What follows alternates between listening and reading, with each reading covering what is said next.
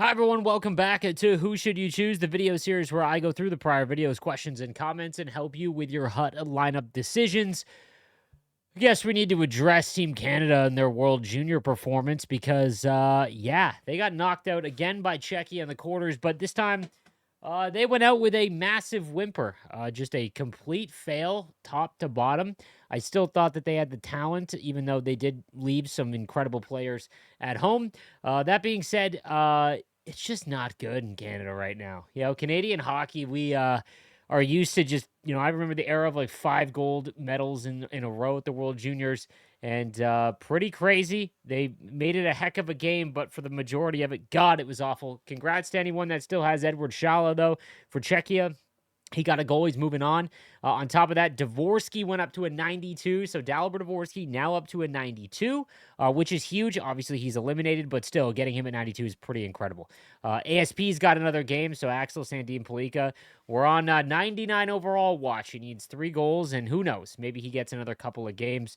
That being said, the World Junior Tournament, what a crazy tournament. Like, this has to be the closest top to bottom tournament in terms of just maybe not talent, but just like overall performance. It's been really fun to watch and made for a heck of an event. Again, got to give EA credit on giving the fantasy cards for the World Junior event. I've said it for years, and I didn't think they would actually do it. Follow it up by doing fantasy cards for the Four Nations face-off, please. All right, that being said, let's get into today's questions and comments. Pistol Pete says, make sure your players aren't upgraded. You need to refund any tiers purchased, tokens or coins, before adding them to your set. Your overall will be higher than what's required, and the set won't accept that. So in the last episode, someone was asking, why can't I find my icons when I'm trying to trade them in for a hologram choice pack? I mentioned that if you have it in the set, they might not show. That being said, I forgot to include this in there. If they have an upgrade, you need to refund them back down to the bottom. You won't lose a token. You'll just get that token back. It's a 1-for-1. And then once they're down to their base level, you can then trade them in. That's probably what's doing it. I just completely forgot about that. So BND lineup tip is amazing. Thank you, Sleeves. I didn't realize that hid them from being in sets. For anyone that missed last episode, I mentioned that if you want to get BND cards out of your collection so that when you're doing the autofill, it doesn't stop, what you can do is just put your BND cards in a lineup, switch to that lineup in the manage lineup screen, which is on the last tab. And yeah, they won't go when you go to autofill, it won't include them, and it should work correctly. EA, fix your game, for the love of God. Dave says, in the freeze program, it says put 83 plus in a place for 185 overall. I have 683 frozen players that will not go into the set. What's up with that? Make sure they are not BND. BND is a new feature this year. They're not using correctly, but it essentially means that that card is account bound, meaning that you can't use it in a set or sell it. So it is just only able to be used in your lineup to play with. You can't use it in any set, so you probably have a lot of account bound or BND cards there. For shop blocks, also that if you're trying to autofill and it's not showing, and you might have one account bound player, and then your other ones aren't going in. Same issue that I was just describing. Try putting one that does not have an account bound, the BND symbol. Try putting that in, and that should work. For shot blocks, I find it easier to control the whole team when my guy goes for the puck. I skate him out to center ice before he can go get it. You have to be quick on the switches, though, and remember the desired player's number. Again, I think it's just easier to player lock. You can position lock for any of these, and that will get you the shot blocks a lot easier. Anthony says, hey, Sleeves, how does one get the ODR rank for HUT? I seen someone have it, and I've been on the hunt, but I can't find one. Look up the EASHL arenas. I think you get one when you first start the game. Like, I think it's your first arena in the choice pack. I could be wrong. It might be a different one. But they're bronze arenas, I believe, and they're the ODR ones, I think. I'm pretty sure. Anyone worried about not being able to pick or not be able to get Hedman? The new XP bonus objectives say you have to score goals with icon players, but it looks like any alumni from those teams will work. Goals counted for me from Gallery of Greats, Curry, and Iserman. Yeah, it's any alumni from those teams. I believe it's the Rangers, Kings, Red Wings, Oilers, I can't remember the last one. I think it's the stars. I could be wrong. Yeah, you can use any of the icons for that if you have one. Um, Not being able to get Headman, you can get 90,000 XP with just those 2 XP paths, the objective paths that you got. Now, obviously, you might have to spend a lot of coins to get an alumni right now. And for anyone that's done the XP path, go in your collection and look for any of the base icons, the lower overalls, any icon of those 5 teams. I just sold a 78 overall Oiler alumni for like 17,000 coins. People are going to get desperate. So, hey, Slaves, you want you to touch on cover athletes. Do you think they will be upgraded within this HUT season? Or will they still stay at 86? Personally, I think they would have to be upgraded because all the time and resources we spent to make the gold version. But then again, EA can keep doing what they've been doing and give us nothing. If they do give us nothing, do you think people will stop investing their time and resources into making these cards? Here's the situation. I think when Quinn Hughes gets Team of the Year, I would say I'm 45% confident that you'll be able to trade in the 86 Quinn Hughes to get a discounted price on the Team of the Year. I would like. I don't know. This content team has completely rewritten the, I don't want to say rules, but how we've built and made our teams. And a lot of it hasn't been good or desired. But that's what happens with change. I have no idea, man. I don't want to tell you the wrong thing. I'll be honest with you. Suggestion with a question at the end. You were talking about the game needing a fresh coat of paint. This is 100% needed, but it will obviously not come in the next game or 2 maybe. It'd be a good idea for EA to set aside a couple of developers just to plan for the future and start creation on, let's say, NHL 27, and just start rebuilding now. Is that too much of a blunder for the team for this year and next? Also, I did it like you said and blew my collection to get ASP, but now I'm kind of having regrets because Team of the Year is around the corner and I have no collection to be ready for it. What are your thoughts? Thanks for the great content. So they do this already. Again, you have to think of EA NHL as not the EA Sports brand. I was told by a developer that no longer works for the company years ago that like 80% of their entire revenue is made up by FIFA, 10% is made up by Madden, and the other 10% is made up by UFC, F1, NHL, and golf. So it's not like all of the games get the same resources. Obviously, if you were running a business, you wouldn't do this. You wouldn't do that either. So what happens is you have a few developers that start working on the future game in like June. There is a small section of the developer base that starts working on the future game. But I don't know if we'll ever get to a spot where we see substantial change year over year because that doesn't necessarily sell games. I think one of the biggest issues with sports games, this isn't just NHL, but sports games is that the people that make the decisions at the very, very top, they've got to have back of the box features that they can market and promote and sell the game.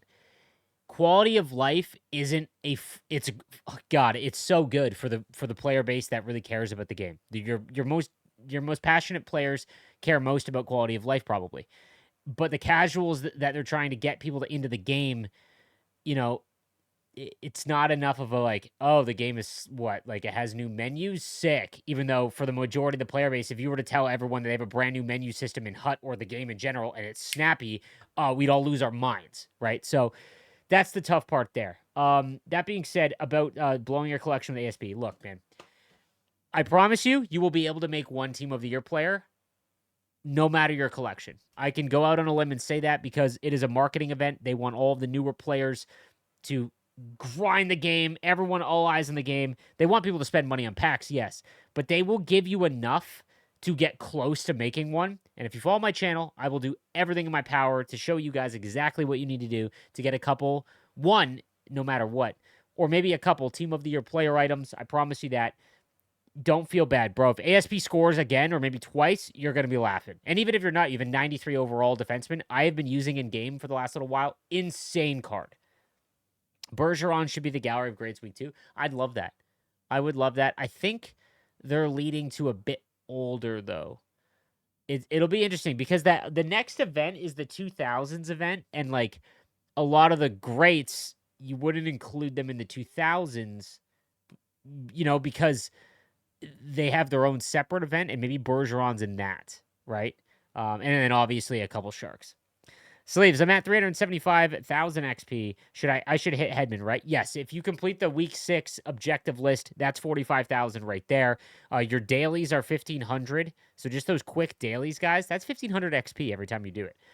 So that right there, you've got like a week left. I can't do that math in my head, but that's like another 10,000 XP. And then if you can get to some of the alumni ones, you should be able to get there, no problem.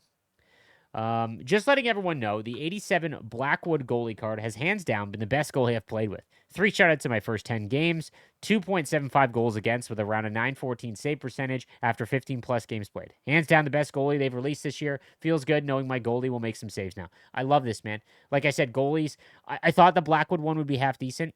He would be kind of my go-to one just because non-MSP goalies are probably where the value's a bit better. Blackwood was good early on. I remember his, I don't know if it was a wild card. I had a Blackwood card at the launch of the game, and he was really good. I used him for a while. Can you make a video on what the best abilities are to activate in HUT? I know you did this last couple of years or so, but since something got nerfed or buffed, would like to know what abilities to activate today. I for sure want to do this. Something I've noticed, though, is that they have a report that shows the percentage of the player base using the abilities. Okay. And then that is how, at the beginning of the year, before this year, they would decide what X factor ability cost what, right? That's how they determined it. So I think close quarters last year, because in NHL 23, it was broken. So in NHL 24, I think it cost 8 ability points. And that was because they could see that 70% of players used gold close quarters in their lineup. So the issue that I'm seeing right now, though, is there's like 5 abilities they're using because they're just looking at the report and being like, oh, everyone's just using these abilities, except they're not giving other abilities to other cards to change that report. Like every card is getting, elite edges, shut down on defense, snipe or make it snappy, and, close quarters and, unstoppable force. We're not seeing big tipper or even truculence, for example. We're not seeing a lot of that either. There's so many abilities that are kind of fun. The change they made to making every single ability cost the same wiped out a lot of the fun ones, though. So, like, the important ones, like wheels, elite edges, unstoppable force, quick draw, for example, those are all so significantly better than beauty backhand. Or, again, I'm trying to think off the top of my head. Big tipper would be another one, or total eclipse, right? Things like that. Fun abilities, but now because they cost the exact same as the other ones, you can't really justify it, right? Except unless you have it on a free card, like McDavid having ankle breaker is super niche. But if you stride deke going 95 with X Factor McDavid, you notice ankle breaker and it doesn't cost you anything. That's why zero cost abilities are so crazy. So I haven't really made a video because there's like 5 abilities. Off the top of my head, if you want to know my personal in no order, wheels on cards that have 92 and above speed, elite edges on, again, any quick card. Heat Seeker on defenseman is hilarious. If you have ASP or Colton Parayko or Dougie Hamilton, just huck the puck at the net from your D man, and if they have a good enough shot, it'll sometimes just go straight in. It's been kind of absurd. Those are the ones I've really liked. Quick draw. Again, starting with the puck every time. Quick draw is a massively overpowered ability. Not overpowered. It's not. I overhype it. I feel like I've overhyped it because I've talked about it for so many years.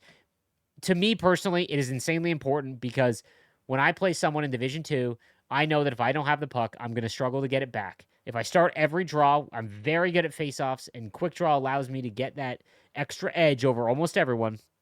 To start with the puck gives me an advantage, right? So that's another one. Shutdown is very good. But those would be the main ones. I want to make Yzerman for week 1, and I have 3 86 Gallery of Great cards. What's your recommendation for getting the other 2 86s that need to go into this set? Just buy them? Love listening to these on the way to work. Thanks for making them. So in week 2, you're going to get enough resources to make another couple 86 overalls for free. Like, you'll get a new objective path today at Friday. When this comes out, it'll be a couple hours from the launch of the new event. You'll be able to get another one from Moments, probably, those kinds of things. You'll be able to get enough for free for sure. Now, if you want to make a second Gallery of Great card, like let's say you want to make Yzerman, but, Brett Hull comes out and you're like, man, that card looks sick. Then what you need to do is probably buy them on the auction house. But there's going to be wild card, if it works the same, is going to have Gallery of Great Collectibles as the reward again. If it does, trade those in for an 86, right? That's another free one. Make sure you're getting your free daily pack in the store. Go all the way over to Essentials every single day and get your 5 free collectibles from the event as well. I feel like a lot of people are forgetting about that. Eric Smateko up 2 goals for Latvia. Anyone who made him, so he's a 91. That's incredible. Like I said, one of the more fun stories from this event and from the tournament. I guarantee you, 99% of the player base had no idea who Eric Smateko was or even really paid attention to Latvia outside of the Canadian game. But when you give fantasy cards to HUT players, we're all addicted to hockey, but when you give it to players like that would normally not watch those games, man, it was crazy watching Twitter blow up when Mateko scored. That was awesome. I loved it, which is why the fantasy event is and will forever be the best event in the game. How does everyone in the comments section have a ton of coins? Am I missing something? So, a couple things. If you do your chores, you'll end up with enough. But every pack, almost every pack that you get from the objective path and things like that will give you tradable cards. If you want to play it safe, only use untradeable cards in sets.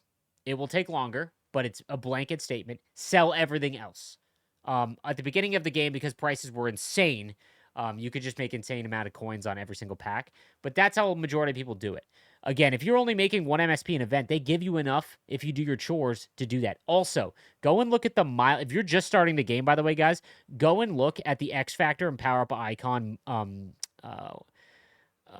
milestones. Okay, you can grind them out. Like you can get 50,000 coins by taking your power up icon and just going back and forth on the toe drag around on squad battles on rookie. I have a YouTube short. Also, if you go watch my complete guide to HUD or how to start your team, that'll walk you through it as well.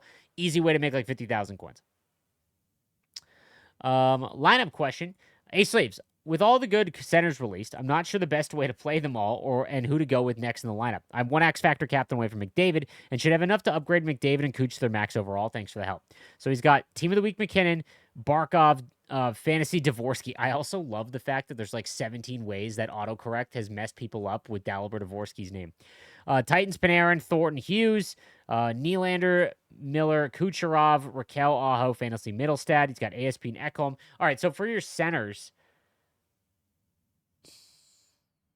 honestly, how you have them, I would probably put Barkov third, Miller second, and actually, no, if you're running gold quick draw. Thornton is number 1. I actually love Thornton as number 1. But I think you kind of have it right, man. I think you have it right. McDavid, you want to play on the wing when you get him. You play him on the wing. Dvorsky, Fantasy Dvorsky. Fantasy Dvorsky is number 1. Then I'd go Thornton, then JT Miller, then Barkov. That's literally my 4 centermen. And then McDavid would just slide in for Dalibor Dvorsky. How do you value synergies? Would you sacrifice a little talent to complete an extra synergy? Do you have a synergy list? Always love your content. Hope you enjoyed the holidays with the little man. Next year, Prob comes off on the show. I don't really prioritize synergy. So what I would do when it comes to synergies, prioritize the card, unless it's on your 4th line offense, right? If it's on your 3rd line decor, those are still important enough where you don't want to sewer yourself by putting an inferior card in my opinion. Look at your coaches. Go look on the market to help get a synergy you want, as well as your backup goalie. And then it would basically be break a tie. So I'll use an example.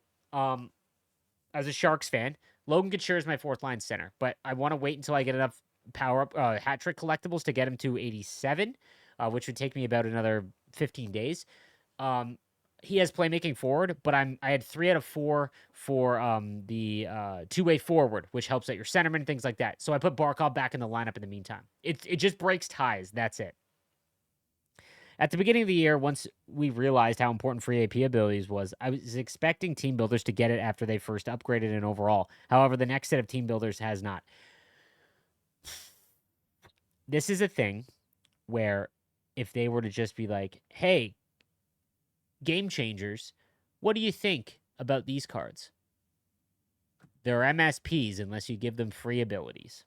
And they've essentially just crushed the team builders. So, hey, Sleeves, playing video games for a living, do you ever get bored of playing NHL and want to create content around another game?